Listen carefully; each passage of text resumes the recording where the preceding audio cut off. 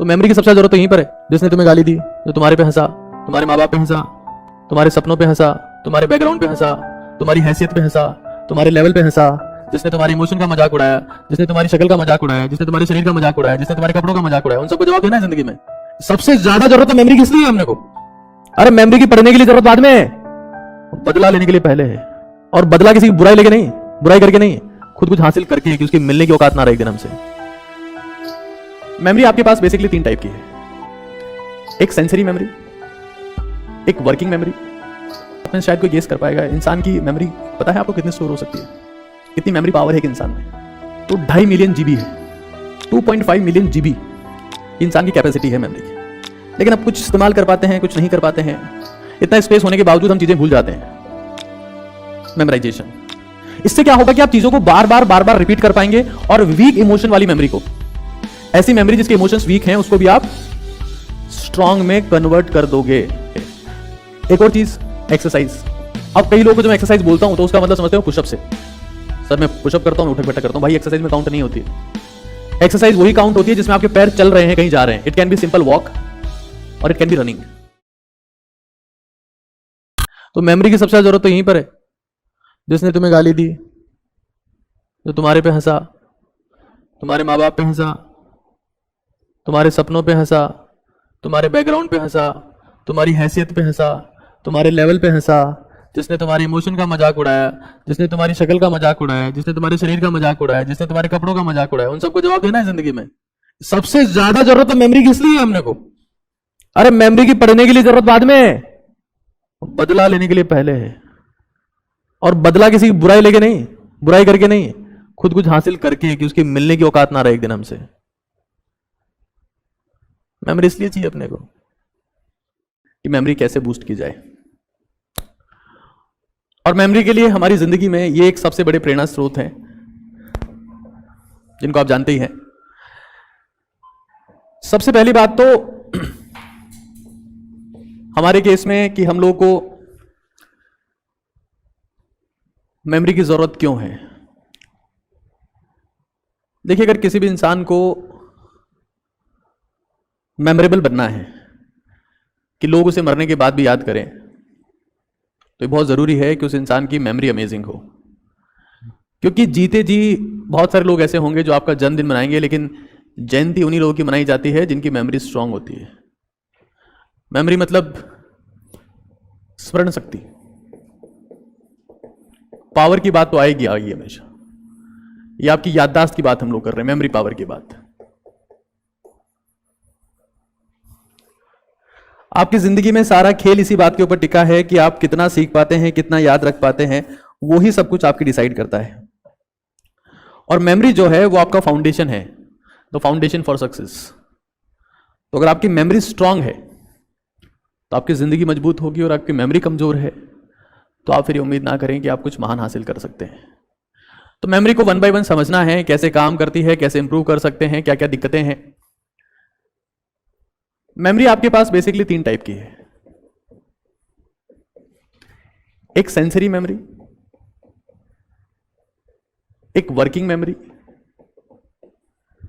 Sensory memory का मतलब, जैसे मान लो आपके घर में आपको किसने बुलाया कि बाबू इधर आ, तो आपने सुना कि मेरा नाम लिया है, आपको सेंसेस आए, तो आपको पता चला। अब सुन के आप उनके पास में चले गए, फिर आपको उन्होंने कुछ काम बताया कि एक काम कर, रसोई से धनिया लेके आ। तो जो भी आपको काम बताया उसको आपने याद रखा, याद रख के गए आप, और धनिया का डब्बा उठा के आप ले आए। तो ये आपकी क्या है? ये आपकी वर्किंग मेमोरी है। फिर लास्ट में आपके पास में होती है, एक सेंसरी है, एक वर्किंग है, और एक होती है लॉन्ग टर्म मेमोरी।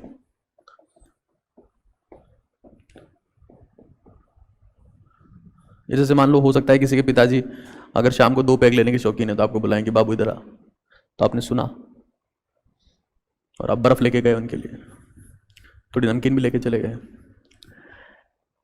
तो सेंसरी मेमोरी, और आपने सुन के उसके बाद काम किया। लेकिन ऐसी बातें आपके दिमाग में लंबे समय तक टिकती नहीं है, ये लॉन्ग टर्म में नहीं जाती है, ये लॉन्ग टर्म में नहीं जाती है। ठीक है, नमकीन लाया होगा मैं एक दिन, बर्फ लाया होगा, पानी लाया होगा, लेकिन जो लॉन्ग टर्म मेमोरी है, जब लोग मेमोरी की बात करते हैं तो हम लॉन्ग टर्म मेमोरी की बात करते हैं, क्योंकि लॉन्ग टर्म मेमोरी वो मेमोरी है जो आपकी सक्सेस को डिफाइन करती है। तो this is the foundation of success.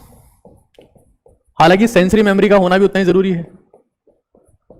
आपके पिताजी बोल रहे हैं कि बेटा नमकीन लेके आ, और आप सुन ही नहीं रहे हो, तो चाटा पड़ सकता है, तो वो भी इक्वली इंपॉर्टेंट है। बट जब हम मेमोरी की बात करते हैं तो we talk about the long term memory, क्योंकि यही वो मेमोरी है जिससे आपके पास इंफॉर्मेशन स्टोर होती है और उसको आप एग्जीक्यूट कर पाते। आप में शायद कोई गेस कर पाएगा, इंसान की मेमोरी पता है आपको कितनी स्टोर हो सकती है? कितनी मेमोरी पावर है एक इंसान में? तो 2.5 मिलियन जीबी है। 2.5 मिलियन जीबी इंसान की कैपेसिटी है मेमोरी की। लेकिन अब कुछ इस्तेमाल कर पाते हैं, कुछ नहीं कर पाते हैं। इतना स्पेस होने के बावजूद हम चीजें भूल जाते हैं।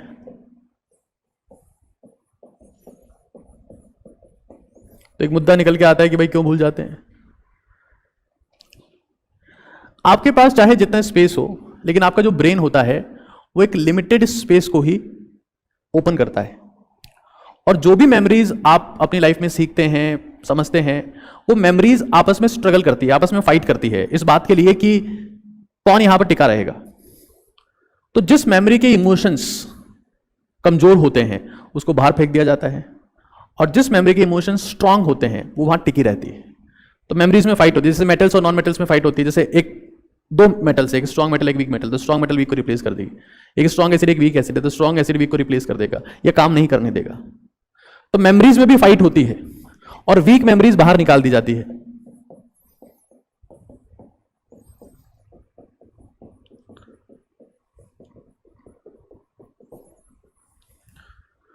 और वीक मेमोरीज कौन सी होती है? वो सारी मेमोरी जिसमें आपके इमोशंस ना हो। कि आप दिन में कितनी बार टॉयलेट गए, कौन सा इमोशन है इसमें?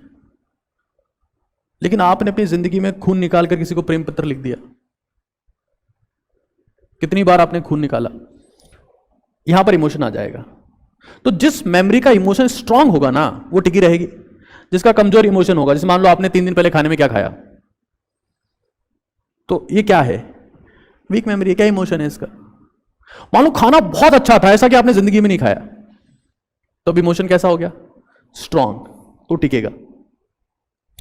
लेकिन जो पढ़ाई करते हैं ना, जो भी आप लोग सीखते हो, पढ़ते हो, जो भी रिएक्शन आपने पढ़ी सीखी, उसका इमोशन कमजोर होता है, बहुत वीक इमोशन होता है। कि मान लो आपने डार्जन्स रिएक्शन पढ़ी, अब क्या फीलिंग आई उसमें आपको? कोई फीलिंग नहीं आई। तो क्या होगा? वो मेमोरी एक टाइम के बाद में निकलना चाहेगी। तो मेमोरी का स्ट्रांग इमोशन होगा कि मान लो आप कहीं बाहर जा रहे थे और आपकी भयंकर कुटाई हो गई। अब दर्द क्या है? इमोशन है, आपको फील हुआ, तो आपको याद रहेगा। या आप कहीं जा रहे थे और आपको किसी एक लड़की ने आंख मार दी, तो ऐसा आपकी जिंदगी में पहली बार हुआ, तो भी आपको याद रहेगा। तो कितनी स्माइल आ रही है आप लोगों के फेस पे, हैं? तो स्ट्रांग इमोशंस वाली टिकती हैं, स्ट्रांग इमोशंस वाली मेमोरी टिकेंगी जहां पर स्ट्रांग इमोशन होगा। लेकिन वीक इमोशन वाली नहीं टिकेगी, वो रिप्लेस कर दी जाएगी, वो हटा दी जाएगी। और इसीलिए हम पढ़ाई को बार बार भूलते हैं, क्योंकि पढ़ाई के साथ में कोई स्ट्रांग इमोशन नहीं है। आप पढ़ते हो, भूल जाते हो। अब इंटरेस्टिंग बात यह है कि जिस चीज का वीक इमोशन है, अपने को पता चल गया कि यार ये मजे वाली बात नहीं, उसको कैसे याद रखा जाए? That's a point. How to boost your memory. ये तो 3-4 बातें होगी भाई, इस तरीके से मेमोरी होती है।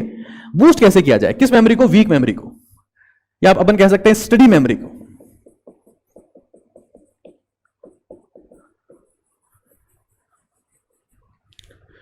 कि आप कैसे पढ़ें कि आपको याद रहे। 3 कॉन्सेप्ट होते हैं। फर्स्ट है आर, सेकंड है ए, सेकंड आप बोल सकते हो ओ, और थर्ड बोल सकते हो ए। आर का मतलब है रिपीटेशन।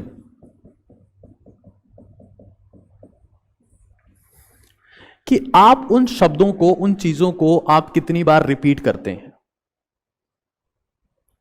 क्योंकि जो कंटेंट है, जो आप पढ़ रहे हो, जो आप सीख रहे हो, वो आपके इमोशंस के साथ कनेक्टेड नहीं है। ऐसा थोड़ा है कि डार्जन आपको प्रेम पत्र लिख रहा है, वो तो रिएक्शन लिख के दे रहा है। तो पहला तरीका है रिपीटेशन, और रिपीटेशन का एक इफेक्टिव तरीका है मेमोराइजेशन।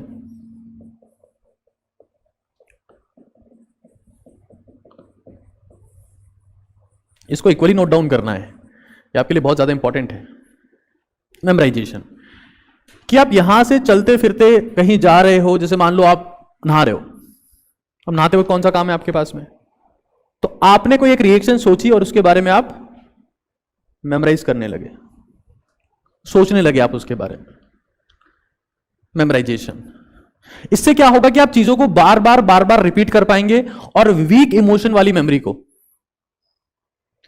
ऐसी मेमोरी जिसके इमोशंस वीक हैं, उसको भी आप स्ट्रांग में कन्वर्ट कर दोगे, क्योंकि आप बार बार क्या कर रहे हो?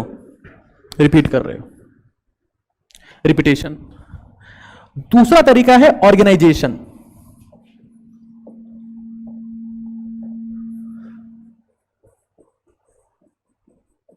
ऑर्गेनाइजेशन कि कंटेंट को आप इस तरीके से लिखो कि वो कंटेंट ऑर्गेनाइज्ड हो जाए। और ऑर्गेनाइज्ड कंटेंट को कैसे करते हैं? Via summarization. अगर कंटेंट बिखरा हुआ है ना, अगर कंटेंट डिफ्यूज्ड है, तो आप कंफ्यूज रहेंगे, आप उस चीज को कभी याद नहीं कर पाओगे।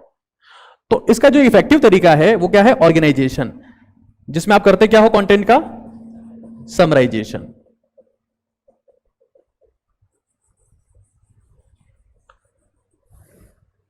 और तीसरा तरीका है एसोसिएशन।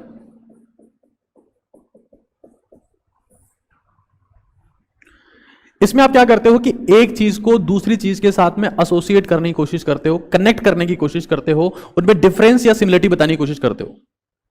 जैसे मान लो सेजेफ रूल है, हॉफमैन रूल है। तो अगर आपको सेजेफ याद है तो आपको हॉफमैन याद होगा, और हॉफमैन याद है तो ये क्या किया अपन ने? कनेक्शन वाली टेक्निक यूज करी।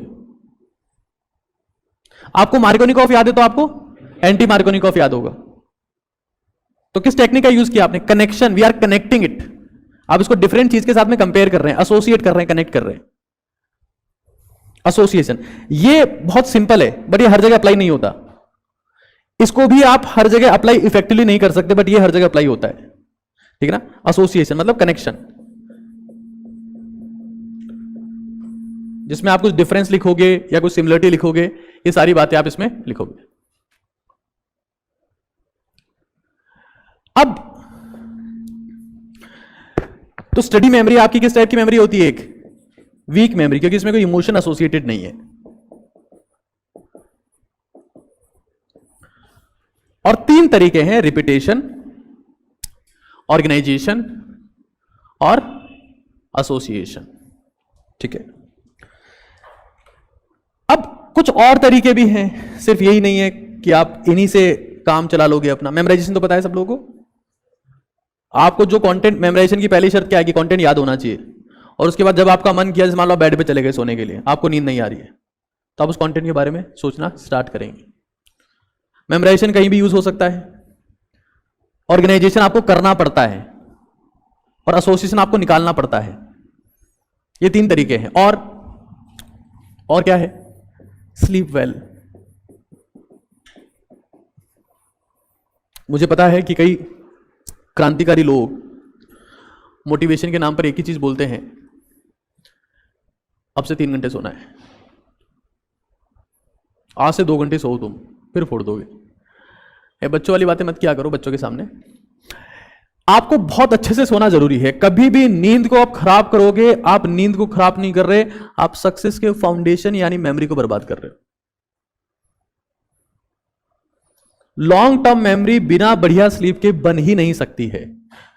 एक और चीज, एक्सरसाइज। अब कई लोगों को जब मैं एक्सरसाइज बोलता हूं तो उसका मतलब समझते हो पुशअप से। सर मैं पुशअप करता हूं, मैं उठक बैठक करता हूं। भाई एक्सरसाइज में काउंट नहीं होती है। एक्सरसाइज वही काउंट होती है जिसमें आपके पैर चल रहे हैं, कहीं जा रहे हैं। It can be simple walk और it can be running. 45 minute की वॉक हो सकती है या फिर रनिंग हो सकती है। ये चीजें बहुत जरूरी है। और omega 3 fatty acid rich diet, fatty acid rich diet,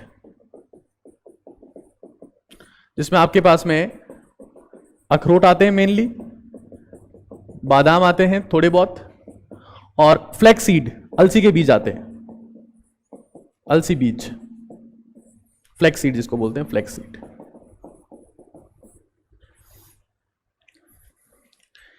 ये 3 4 5 चीजें हैं जिसके द्वारा आप खुद की मेमोरी को इंप्रूव कर सकते हो और बेटर कर सकते हो।